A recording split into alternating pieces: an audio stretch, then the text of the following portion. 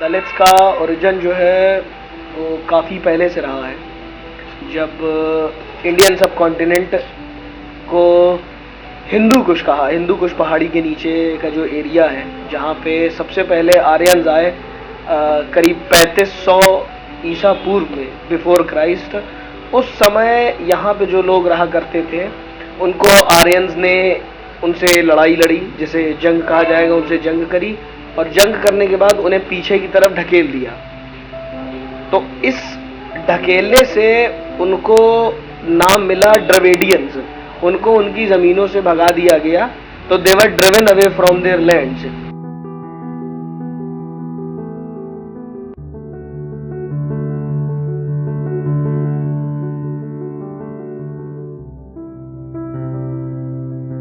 जो पढ़े लिखे हैं उनको उच्च श्रेणी में रखा जाए, जो जिसे कहते हैं पंडित, और जो थोड़ा बलशाली ताकतवर थे, जो थोड़ा हिम्मती थे, उन्हें क्या नाम है ठाकुर की श्रेणी में रखा गया है, जिन्हें छत्री कहते हैं। और जो व्यवसाय से संबंधित थे, जो बिजनेस के महारथी थे, जो बिजनेस अच्छे से कर लेते थे, जिन्हें उनको अच्छा ज्ञान था, बनिया जिसे कहते हैं, महाजन जिसे कहते हैं, उसमें उनको क्या नाम रखा गया। और जो बिल्कुल बेकार थे, जिसे कहते हैं दलित, जिनके पास कोई काम नहीं था और जितना ज्ञान नहीं था, उनको बिल्कुल निम्न श्रेणी में रखे। मतलब कि उनसे ऐसा ऐसा काम कराते जिसकी लोग कल्पना नहीं कर सकते थे। आर्यंस जो है, आर्यंस ने अपनी सोसाइटी बनाई और पुरानी अगर आप हिस्ट्री की बुक उठा के रेफर करेंगे, दलित्स का जो ओरिजिन है वो as per Aryans, non Aryan people जो इंडिया के थे, जिनके ब्लैक फीचर्स थे, जो आर्यंस की तरह दिखते नहीं थे, उनको उन्होंने दलित कहा और दलित कह के उन्होंने उनको अपने से दूर कर दिया, उनको सोसाइटी का 4th पार्ट बना दिया। और हालत ये हुई कि आज तक 3500 ईयर्स तब और 2016 साल अब, तो करीब 5500 साल बाद भी दलित जो है सोसाइटी का मेन पार्ट नहीं बन पाए हैं। आज भी उनको जॉब्स के लिए और हर सोशल स्टेटस के लिए बहुत ज़्यादा जद्दोजहद करना पड़ता है, क्योंकि सोसाइटी का सिस्टम ऐसा बन गया है जिससे उनको हमने बिल्कुल पीछे खदेड़ दिया है। और जिसे कहा जाएगा SC शेड्यूल कास्ट के लोग, तो शेड्यूल कास्ट एज सच ऐसी कोई चीज नहीं है।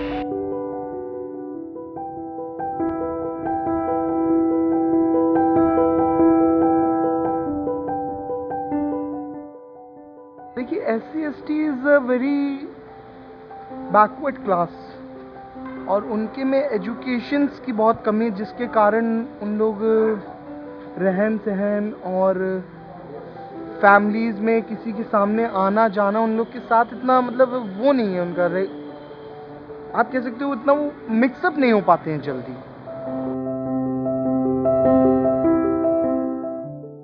डिस्क्रिमिनेशन है और बहुत ज्यादा डिस्क्रिमिनेशन है। राइट टू इक्वालिटी के बाद भी, राइट टू इक्वालिटी तो आया है 1949 में और 1950 26 जनवरी को कॉन्स्टिट्यूशन लागू हो गया, जिसे हम कहते हैं रिपब्लिक।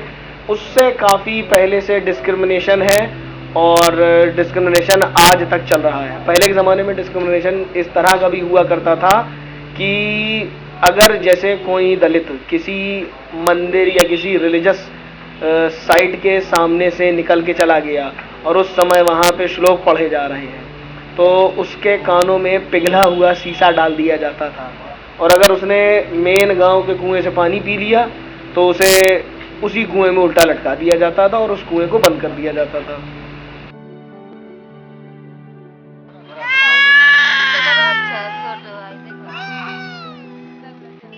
हम लोग जहाँ ड्यूटी करते हैं वहाँ भी छूत व्यवहार रहता है, यहाँ मत छूजिए, वहाँ मत छूजिए। किसी चीज़ छू जाती है तो उसको जो है कहते हैं कि आप जो है ये सफाई कर्मचारी, उसको आप छू लिए तो वो हमारा चाय पीने, जैसे स्कूल में हम लोग जाते हैं प्राइमरी या नर्सरी में, तो वहाँ चाय पीने जाते हैं तो कहीं आप गिलास लेके आइए या थाली लेके आइए खाना खाने के लिए। तो इसके लिए हम लोग जो भी कहते हैं तो कहीं कि मैडम जी कहती हैं कि आप अपना गिलास लेके आइए, अपने थाली लेके आइए, हम लोग कहाँ से लेके अपने जेब में रख के रहिए, या आर्थिक जो है व्यवस्था पाने के लिए हम लोगों को बोतल नहीं दी जाती, न गिलास दिया जाता है, उसके लिए क्या करें हम?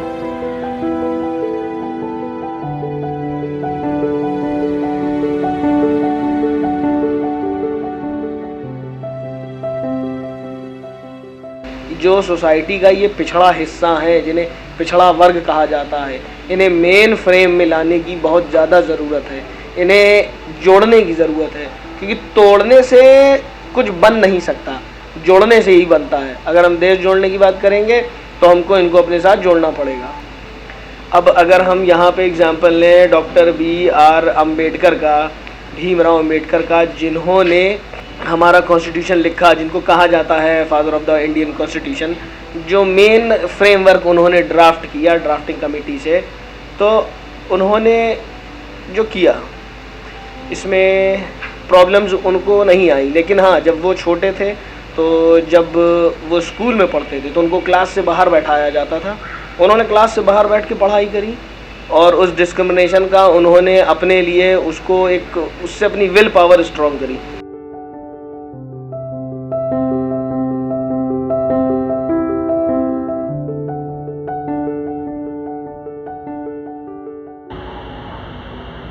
जब भारत में अंग्रेज थे तो उस समय दलितों के साथ बहुत ही ज़्यादा अत्याचार होता था, जिसे देखकर डॉक्टर भीमराव अम्बेडकर जी, जो दलित के मसीहा कहे जाते हैं, दलितों के लिए बहुत ही अच्छे अच्छे कार्य किए। इससे दलितों की बहुत उम्मीद थी और वो उस उम्मीद में खड़े भी उतरे। दलित को उससे बहुत ही बड़ा प्रभाव पड़ा उनके जीवन में, उनके रहन सहन में, उनके आने जाने में काफ़ी कुछ चेंजिंग आने लगा।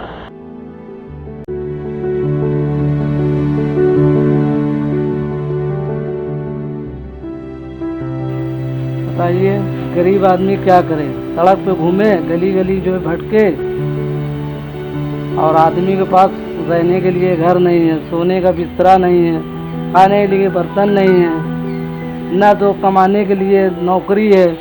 सरकार वैकेंसी खोलती है, गरीब आदमी कहीं से मेहनत मजदूरी करके पैसा लगा के फॉर्म भर देता है, उसके बाद उसको कुछ दिन के बाद उसको रद्द कर देते हैं। तो अब आप सोचिए और बताइए कि वो गरीब आदमी क्या करे, चोरी करे या किसी का गला काटे?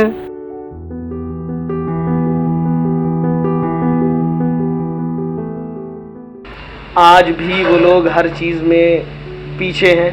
हम अगर देखेंगे, चाहे वो जॉब से रिलेटेड हो या इकोनॉमिकली हो या सोशली हो या पॉलिटिकली हो, वो बैकवर्ड जो कहा जाता है वो आज तक बैकवर्ड रह गए।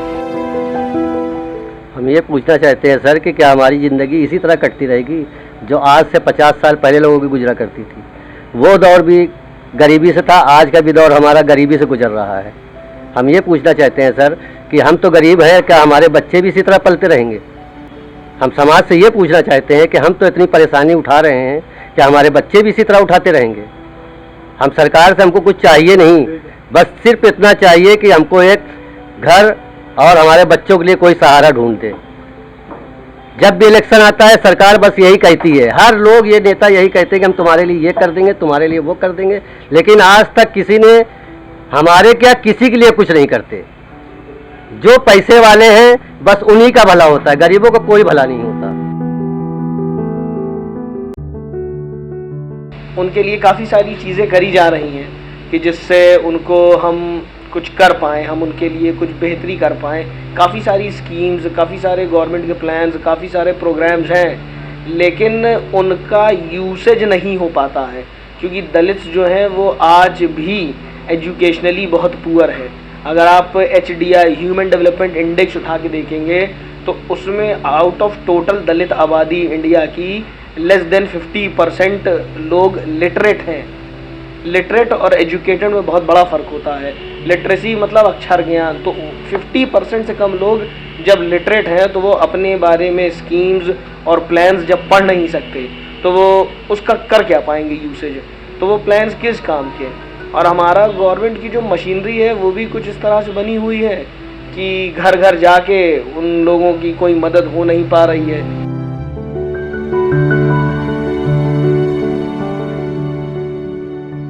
देखिए, कौन नहीं चाहता है कि मैं अच्छा कपड़ा पहनूं, अच्छा खाऊं, अच्छा पढ़ूं, अच्छा लिखूं और अच्छा आदमी बनूं? सब चाहते, लेकिन किसी की मजबूरियां होती हैं, कुछ होता है जो कि उन लोग आगे नहीं आ पाते हैं। आपके पास अगर आज पैसा है तो आप अच्छे समाज में बैठ सकते हो, अच्छे होटल में जा सकते हो, अच्छे लोगों के साथ घुल मिल सकते हो, लेकिन मेन होता है सोर्स ऑफ इनकम। इन्होंने सोर्स ऑफ इनकम नहीं बढ़ाया, जिसके कारण इनकी नैरो माइंडेड सोच इनके साथ ही आज है, जो मेन इनका कारण है नीचे रहने का।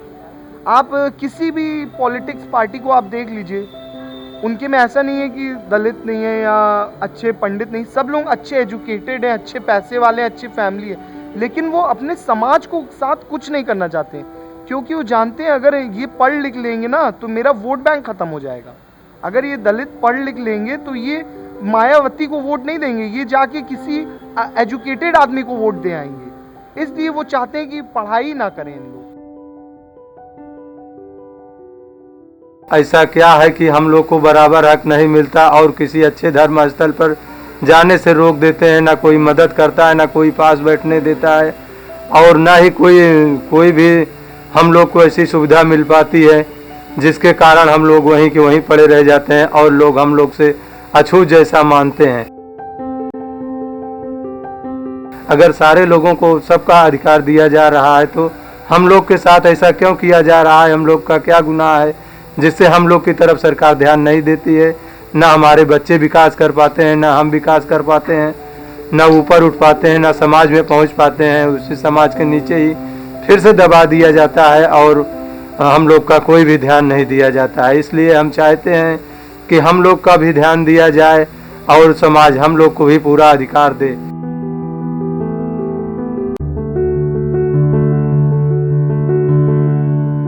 धर्म के नाम पे कोई दलित और कोई आज की डेट में लड़ना नहीं चाहता है। मैं इस बात को एकदम नकारता हूँ, कोई भी लड़ना नहीं चाहता है।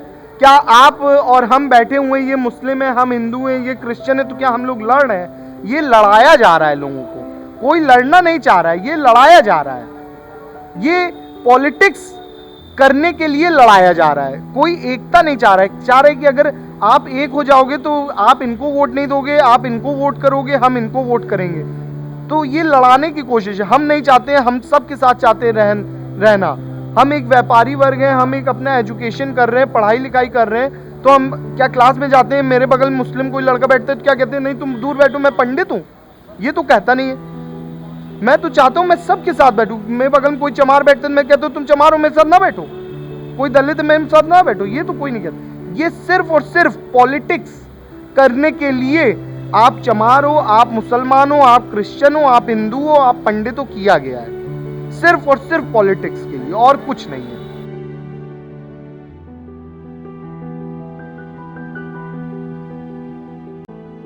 और अगर डिस्क्रिमिनेशन हटाना है तो हम लोगों को सबसे इम्पोर्टेंट काम है वो ये करना चाहिए कि किसी भी फॉर्म में, चाहे वो स्कूल का हो, कॉलेज का हो, किसी नौकरी का हो, उसमें से SC, ST, जनरल, OBC का हमें कॉलम हटा देना चाहिए। वहाँ पे नेशनलिटी लिखनी चाहिए सिर्फ इंडियन। एक इंडियन है और आप नौकरी पा सकते हैं। इसमें हमें ये ज़रूरी नहीं है कि आपकी जाति या धर्म पूछ के आपको नौकरी दी जाए।